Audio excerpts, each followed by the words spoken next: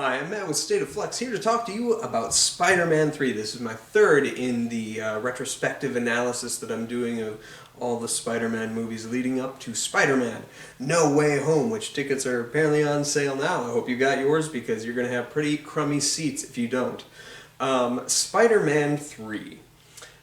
This is a much maligned movie. I remember seeing it opening night, and I had concerns going in. The trailers looked good, especially that very first trailer, and then they had a Venom-centric trailer, which also looked pretty solid. But I had a lot of concerns going in just because I felt like there was a lot of ground to cover with the amount of villains that you had. You had to pay off the new Goblin, Harry Osborne storyline, while also having Sandman be the primary villain, which Sam Raimi desperately wanted, and then the introduction of Venom and Venom's whole storyline. So I liked the trailers a lot, but I had concerns even at an early stage. And I'm happy to announce that when I came out of the movie, I wasn't disappointed with it. I thought it was incredibly vastly inferior to Spider-Man 2, but I genuinely believe that most movies are. I think that that movie is like the epitome of quality when it comes to comic book adaptation, superhero action, like any of that. It is a genuine masterpiece. Spider-Man 3, though a flawed film, mostly because of a sort of weak third act, is quite good most of the rest of the time. I remember coming out and talking about it with my friends, and my friends generally liked it and stuff. But then the internet kind of took it. Like, it was reviewed poorer than the either of the other two movies, but it still had like a fresh Rotten Tomatoes score at the time. I think it still does. I think it's in the high 60s, low 70s, which is like on par where I would lean into it. But I thought it was good. As a continuation of the story of Peter Parker, MaryJane, Harry, and those closest to Peter, it's a strong film. Emotionally, a lot of the movie works, especially with the Peter MJ plot. I think that the Goblin plot is really quite good, and I also think that the Sandman plot, though a touch far-fetched, is really, really good. The problems with the movie boil down to essentially Venom. And that was something that was kind of interesting. At the time, when I first got into comic books, I got into comic books because I was really into like the Alien franchise. And I remember I had a friend in elementary school. He was a fourth grader, I was a second grader. He was the one that got me into comic books. He used to show me these trading cards he had of the X-Men, and he was a hardcore like Wolverine stan, and he showed me another dude that he really liked, and it was Venom. And I was like, who's this? He looks like an alien. And then he's like, right, he does kind of look like an alien. And so I went out and I found a copy of Lethal Protector. And I also went to my local comic book shop, and they had trade paperback of the origin of Venom, as well as a sequel trade paperback called The Return of Venom. Trade paperbacks of comic books in those days were really rare. Those are probably worth a good chunk of money from like 1995 or 1994 or whatever. But Venom was what got me into comic books, and I really liked him. I was obsessed with him when I was a kid. And then I read, as I grew, I read more comics and stuff like that. And as I grew, so did my intellect, and I kind of began to see kind of the toxic nature that is Venom, so I kind of cooled on Venom. I still thought he had an excellent storyline, and he was a great anti-Spider-Man. And I liked that they had kind of taken him on a journey of being more of a hero. But I'd largely cooled on Venom. by that point that the movie came out. So I get the criticisms that Venom isn't great in this movie, but I don't think he is ultimately what ruins the movie. I don't think the movie is ruined, is the long and short of it. Thematically speaking, this movie is about pride. The entire film is built around the theme and the sin of pride. It starts with Peter Parker in his opening narration, which he did in the previous two. This time he has a complete tonal shift, and he's bragging. He's a loudmouth braggart, and he's showing you how much the city loves Spider-Man. He's proud of who he is and what he does, because he's got the girl.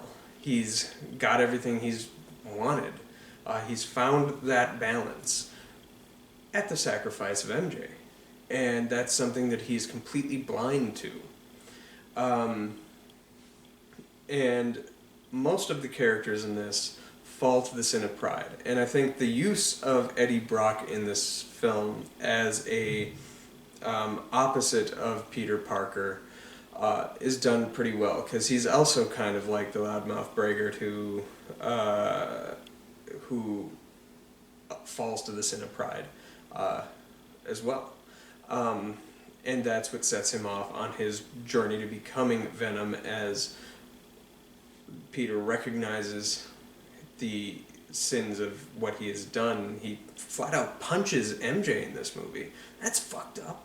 But he deviates, and he rids himself of that darkness in a beautiful symbolical scene where he is tearing the suit off of himself, and he's left like just a newborn, completely naked, and no sign of Spider-Man or Venom or anything on him, just as Eddie gets swarmed with it. I like the use of the repeated refrain of pride in this. Setting aside one's pride is what ultimately redeems Harry in this film. Same thing with Sandman. Thematically, I think the film works very strongly. It has a couple weird tonal shifts, and I think that's where this film kind of falls a little bit. And this is kind of a criticism of a lot of Marvel's MCU movies as well, is they can't let the film be 100% serious, so they feel the need to undercut things with a joke. And sometimes that's great, especially if you're in the hands of a really powerful writer. I think the screenplay for that first Avengers movie that Joss Whedon had written, he understands. There's a great video called, I can't remember what it's called, maybe I'll drop a link to it in below, but it discusses Marvel's use of humor is called bathos. It's kind of the opposite of pathos. And it's using humor to undercut or buy back the drama or whatever. In skilled hands, that's really it can be a really powerful tool. If it's overused, it can be to the film's detriment. And I think a lot of people cite Doctor Strange in the moment when he finally becomes Doctor Strange, and then the cape is trying to like wipe his face and stuff like that. And it's like that humor that you use to undercut your big dramatic moment is poorly used, because that's the most important dramatic moment of your film. And I think this film falls to that a little too much. There's important dramatic scenes happening, and there's like a joke that's snuck in there that just doesn't really land and kind of grinds the film to a halt.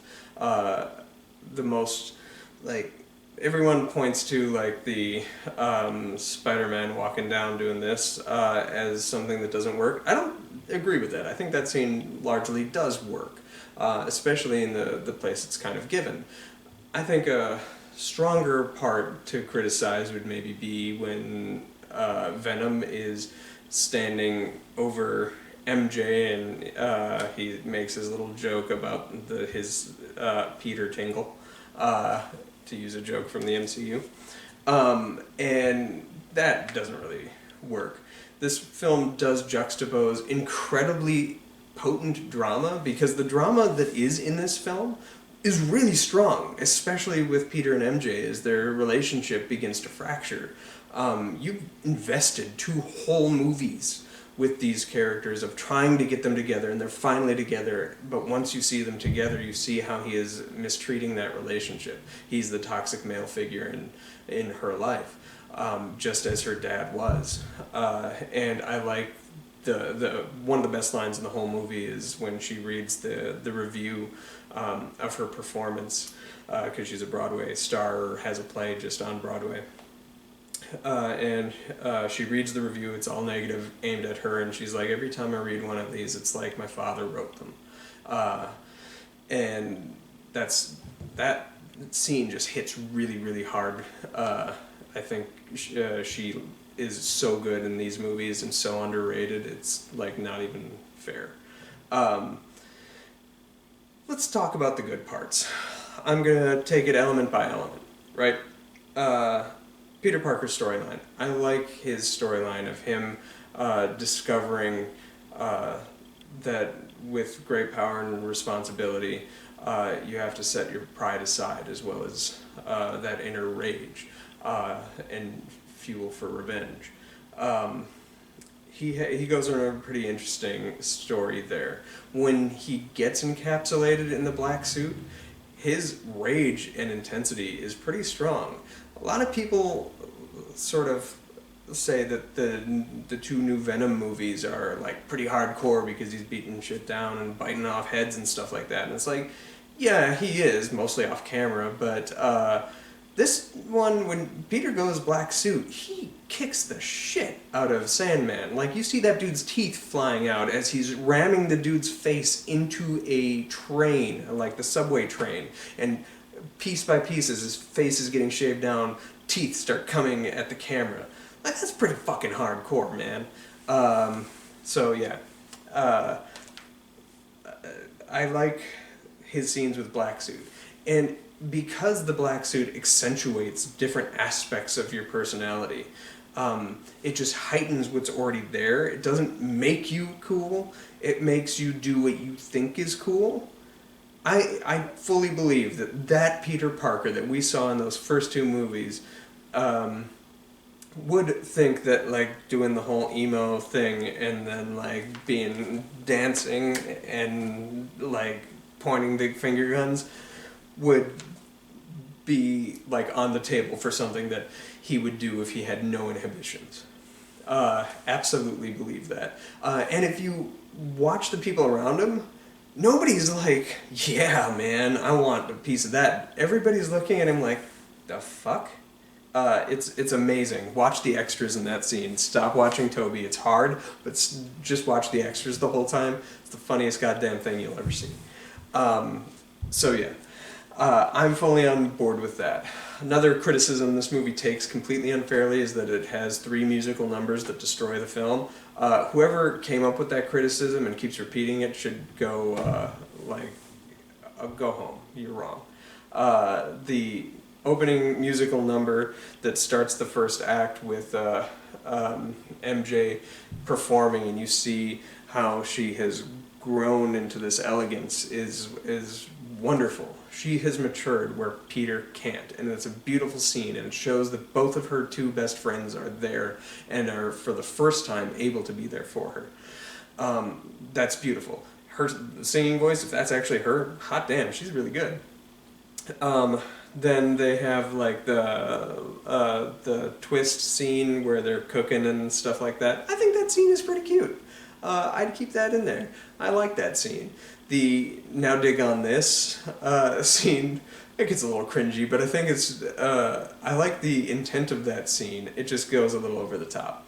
And then the final, the movie ends on one last little musical number of MJ singing and then Peter coming to be there for her as the movie opened. how he should have been there for her the whole time. That was kind of beautiful, and I loved that. So the musical moments in this movie are great. F you. Going back, shifting away from Peter. Peter's stuff is pretty self-explanatory of what I like. I really love everything that MJ does in this movie. She is stretching to get her own agency for the first 2/3 of this movie. And she is absolutely fantastic in doing so the whole time. She is the best character in this movie next to one of the villains, which we'll talk about in a moment.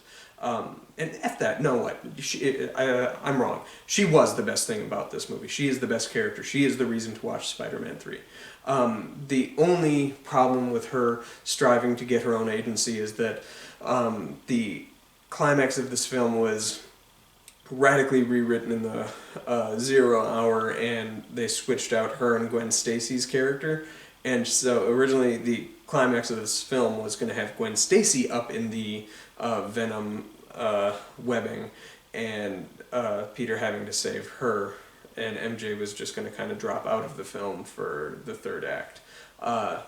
So when you do put MJ in the third act, yet again being the damsel in distress, and not really doing much with it, and in fact having her being pretty complacent during that whole scene, not fighting back, like, by this film you see that she has a little bit of bite to her, and she seems like a character that would start fighting back, and she doesn't, and it's pretty cringy for me. That's the most cringy part of this movie for me.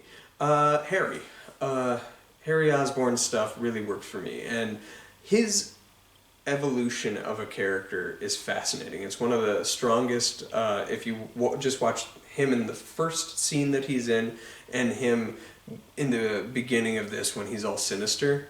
The first scene in the first movie that we introduce him to, plus the scene where he's sinister in this, watch those two scenes back to back, it's like a 180. Yet when you're watching the movies, it's entirely believable of the progression that character takes to get to that moment. I love that we are given evil Harry right away in the beginning, and I love that they take it away. And then he starts performing the character like he was in the first Spider-Man movie, being just charming Harry that you'd believe that MJ would kind of fall for that character back in the first Spider-Man movie. Giving the audience just a hint of that before taking it away again and giving us more grimdark Harry was a good choice. I usually don't approve of amnesia scenes in movies or storylines. I think it's pretty tired and stuff. Although it is very much of the comic books, it's very realistic. Based on where the source material comes from. But I think it's utilized well here, and for a necessary purpose. For when he takes his turn at the end of the movie and does go to the good side, you're given that reminder earlier in the film of what he is capable of being when he chooses to be good versus when he's choosing to be bad. And he makes that final choice, which all three of these movies ultimately are about choice, and the final monologue of this film comes down to that word again, choice. It really kind of hits home and does work emotionally. I think everything with Harry really works. I like that they switched up the goblin suit and took away the mask, because that mask is pretty dopey. However, they give him also a kind of dopey looking mask, and I wish they almost would have just had him in the mask for the continuity of it. You see the masks, including a silver one, which was kind of neat but weird. Yeah, and I thought it was also badass that Peter just blows his friend's face away.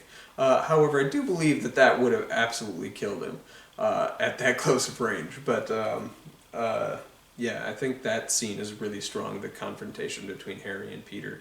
Black suit Peter. Sandman. The scene where Sandman comes to being is visual poetry. That is the strongest scene of this film. There's no dialogue. It's just pure special effects, and it looks so good. After, like, shave off the first 4 seconds of the sand moving. Once the sand is in motion, it is fucking gorgeous. I absolutely think that scene is so beautiful. The reaching of the hand, and then the hand is not strong enough to grab hold of the thing that he's reaching for. That's so gorgeous. His whole storyline is given a lot of pathos and is handled very richly and very beautifully. I like his line where he's like, "I'm not a bad person. Bad things just have happened." And like, some people just have it that way, and it sucks. And he made bad choices, but he did it for a good reason. He's trying to save his daughter. And I like the 2 times we get to see what happened to Uncle Ben. I hate that they kind of take that whole thing away from the original shooter who killed Uncle Ben, because it kind of undercuts the drama of that first movie, but they buy it back a little bit at the end. In this movie you find out that it was actually Flint Marko the Sandman who killed Uncle Ben. Peter finds this out and confronts them, but right beforehand, in his mind's eye, he sees what happened that night, of the guy running, Flint tapping him, tapping Flint on the back, Flint standing in front of Uncle Ben wanting the car, and then when Uncle Ben says no, he shoots. It's all in black and white. When the gun fires, you get color for a split second, seeing those brilliant, beautiful eyes of Cliff Roberts, who plays Uncle Ben. It's stunning. That is artistry, and the reason why Sam Raimi is the perfect person to direct these movies. And then you see that same scene again when Flint actually tells Peter Parker what really happened, and the gun went off when the dude tapped him on the back. So ultimately that guy that Peter confronted at the end of the first one still is wholly responsible, but it does kind of irk me. That said, Sandman is great throughout the whole thing. He for the first 2/3, he's exceptionally good. Really, like, you feel the poignancy of his storyline, and almost feel bad for him when grimdark Spiderman beats the living shit out of him and has the excellent moment where he's like, oh, he can't reform when he's when the sand gets wet. So then Peter pulls the thing open, and as each of the little bolts are flying, the camera goes in closer at a different angle each time, and it's so comic book. It's so great. I love that moment. And then the flood of water hits him, and he can't reform, and he goes away, and you think he's dead. And that was an excellent end to his story for that part, right? And then we get what happens in the end. We'll touch on that in a minute. Venom. I want to talk about Eddie Brock and how he's utilized really, really well for the first 2/3 of this film. He is cocky Peter Parker. He's a different kind of dweeb than Peter is. And you have to remember, if you've read the early appearances of Eddie Brock, he wasn't Mr. Cool guy that was all muscular. He was a direct reflection of Peter Parker. In fact, Venom in the comics was originally planned to be a female.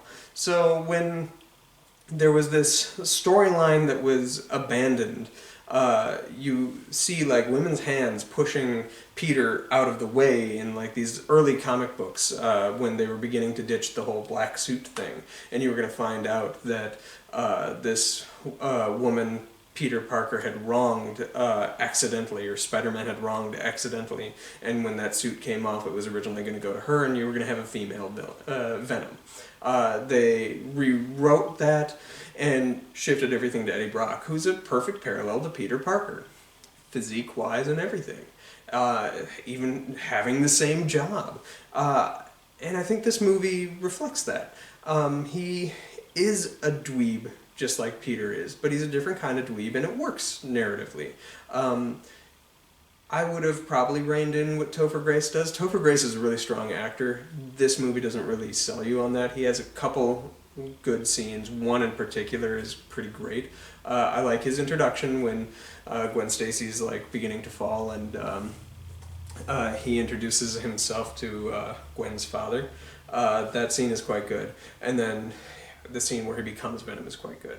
But the motivation for what happens with him and his shift from Eddie Brock hating and wanting to kill Peter Parker to Venom coming onto him, that scene is so well acted where he's sitting there crying in the church. And I love the line of Peter's where he's like, "You want forgiveness? Get religion." And then the very next scene you see Eddie Brock he's in a church begging God to kill Peter. It's brilliant. But yeah, when he gets the black suit on him, and you see the first shot of Venom, that probably should have been the final scene of the movie. That is all you needed for that character. In modern Marvel, that would have been the tease for the next one. But then the movie continues on. And the final act of this film is just pretty weak. Once Venom becomes the core of the story, it kind of falls apart. Because he doesn't...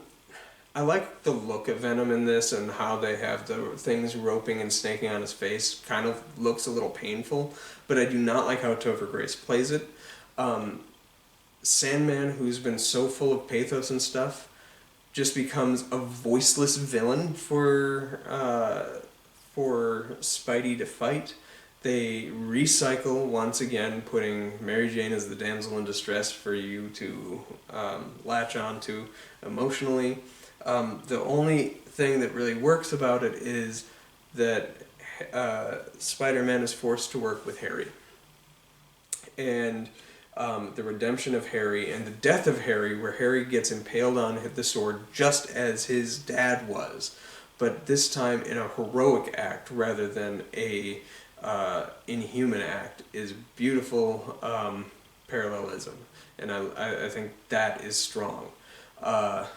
The ultimate defeat of Venom worked for me and whatnot. I was kind of shocked that they killed Eddie Brock and Venom in this. Honestly, with the amount of fanfare behind it, like the whole reason Venom is in this movie is because of the fanfare online. Originally, this movie was supposed to feature Venom, Green Goblin, and the Vulture.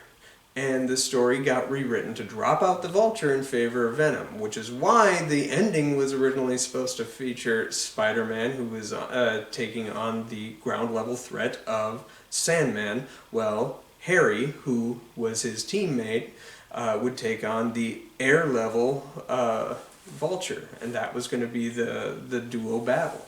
The studio heavily urged Raimi to include the character of Venom. So if you have this huge fanfare that you're trying to appease, why the blue hell would you kill the character that people were so desperate to see? And then you execute him so poorly due to, I think, misguided performance. I don't even think it was a bad actor for the role. I think it was just misguided performance. We've seen these dweeby dudes like Hulk out. Who would have guessed that Paul Rudd would have like six-pack abs? Marvel has done this time and again. I have full faith Topher Grace could have been one of your Marvel meat boys, given the proper like exercising regimen for future sequels. Venom didn't look like a hulking beast for the first couple issues. You have to remember. So, yeah, the climax is where the movie falls apart largely. I think that studio interference and pressure is what really destroyed this film, and this is going to be something that is going to be kind of a constant refrain over the next couple of reviews that I talk about, and that's because Sony tinkered too much to appease certain fans, but I get the need to appeal to fans, but when you're rewriting things based on fan preference, you can't please everybody, and those people don't necessarily know what they need rather than what they want to see. Giving you something that you want can be a pretty hollow experience. Everybody wanted a very like hyper accurate adaptation of Teenage Mutant Ninja Turtles for like the crappy Michael Bay produced ones after the poor reception of the first one, but they thought that like, you know, the Turtles largely were gotten correct outside of their appearance. They gave you a more accurate second one and nobody went to see it. And the people that did found it pretty unentertaining. But it's exactly everything that everybody on the internet was criticizing against the first one. They gave you the movie you wanted, and it just rings hollow because it's not earned. And I think that's a lesson that needs to be learned by Sony. And also why I low-key have a lot of fears about the Into the Spider-Verse movie that we're getting, oh my god. But I digress. A lot of people's complaint with this movie is that it's just overstuffed, and I get where you're coming from, but I don't feel like that's necessarily the issue. I think that Venom doesn't get the rounded out narrative he needed, but I do feel like we got it with Harry, and we got it with Sandman, and we got it with MJ, and we got it with Peter. So for being overstuffed, you're only slighting one of the storylines, and it was the one that the director had zero interest in including to begin with. I feel like that's more of a director just not caring about the material thing rather than the film being overstuffed. And I kind of stand by that. The Sam Raimi wanting to use the Vulture would carry on to when he originally planned Spider-Man 4. He was going to be the director. That film would get canned in favor of doing the remake, The Amazing Spider-Man. But the Vulture was supposed to be a long time coming. And Sam Raimi really desperately wanted to bring that to you. And it's too bad we don't get to see that in this in favor of a mandated Venom that just, you can tell there's no passion in telling that story. Because once the story becomes about Venom, like he didn't have a problem telling Eddie Brock's story. It was, once it becomes about Venom, the film just kind of falls apart. And that's the issue with this movie. Yet I don't think that is the thing, that is something that destroys the movie. It's still a good movie. All the elements leading up to that moment are pretty good. The humor is not always warranted, but largely lands. Bruce Campbell's cameo in this is the best use of Bruce Campbell in any of these movies, or any movie that Sam Raimi has done outside of the Evil Deads. Him as the French waiter who completely is misreading the scenario, and that's comedic genius. J.K. Simmons continues to be great. Elizabeth Banks has a tiny bit of a beefed up role, and she's quite good in her little couple of moments. I love the continuation of the rent guy and his daughter, who had a pretty surprising performance in that first movie and is really good here. I was glad that they brought her back and they gave her some meat. The inclusion of Gwen Stacy is important to Spider-Man's lore, so I get why it's there. And it's not lost on me that if you read the comic books, the MJ of the films reads like Gwen Stacy of the comics. So when they introduce Gwen Stacy in this, she reads like MJ from the comics reads on film. They just swapped the characters.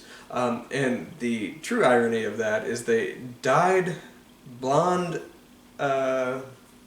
Kirsten Dunst a redhead to have her play the swapped out Gwen Stacy version of MJ, and then they cast redhead Bryce Dallas Howard to play they dye her hair blonde to play the MJ swapped Gwen Stacy role. It's quite ironic there, I guess. Or amusing anyway. But anyway, I think she's quite good in the movie. Completely unnecessary to the film, by and large, outside of just to give a love triangle there. But it really kind of works emotionally for the MJ side of things. When Peter gives her that kiss, it kind of hurts. It hurts as an audience member to watch that. And that's something that's great from the comics, is having the Peter have to decide between the two women. Like, that is iconic. And I think both of them are excellently performed and serviceable for the needs of this film. I like Captain Stacy in this movie. He's an excellent actor. I like that actor playing him, Cromwell, James Cromwell. And I would have liked to have seen more of him had this series continued. Who else am I missing? Ted Raimi's always funny, and Kurt Connors. I like Kurt Connors in these movies. The likable guy. You could easily have set him up for like Spider-Man 5 or something like that. And I low-key, like, if we do get Tobey Maguire back in this new Spider-Verse, and if they decide to spin off and do one or two more Spider-Mans with him, I really want to see that Kurt Connors become Lizard. I think we need a second chance at the Lizard, guys. More into that next time we do a video. Anyway, I've been rambling for a long time. This whole video has been kind of a mess, but that's because this whole movie is kind of... There's so much going on. I don't think it's bloated, but I think there's a lot of moving pieces, and due to studio interference, director negligence towards a character that he was forced to work with, so it's hard to argue negligence, and fan service-y attitudes and stuff like that. This movie is just also kind of all over the place. I don't think it's overstuffed, I don't think it's overbloated, I just think the execution isn't as strong as the previous two, but you were coming off of two incredibly strong masterpieces. I think this is a seriously strong 3-star film. There are times when I watch this where I give this movie like 3.5 stars. With full analysis mode on, I can't quite do that, though I do think the theming of the film, as it runs all the way through, is incredibly strong and on point, almost more so than Spider-Man 2 or Spider-Man 1, which is really weird that the weakest one has the strongest thematic thread that rides the whole film out. Spider-Man 3. Give this movie another chance. It's good. The drama really works. I love the beauty of that final scene, and every scene with MJ is just glorious. The breakup scene between MJ and Peter breaks my heart, and then when Peter goes and talks to Harry about it, that scene is just played so raw, and I enjoy that too. There's so much to love about this, and the final the scene where Flint Marko floats away into the wind is also quite beautiful. However, every single time I watch it, I'm like, you're still a bad guy. We should probably put you back in jail. But whatever. His storyline, once the third act hits, they don't like conclude, like there's just like a jump. You go from Harry having gotten his face blown off to all of a sudden Harry is completely healed and scarred. Like, there should have been more time in between all that. So if anything, this movie needs like lengthening, not lessening. So anyway, I'm still rambling. I like this movie. 3 stars. Go Spider-Man. There's a lot of great looks of this film. It's a really strong looking movie. The action is mostly pretty great. And as I say, Kirsten Dunst for the win for me. This rounds out Sam Raimi's involvement with the Spider-Man franchise. Up next, we will be talking about the amazing Spider-Man. So yeah, look for that in a few days' time here. Thanks for watching, everybody. Peace.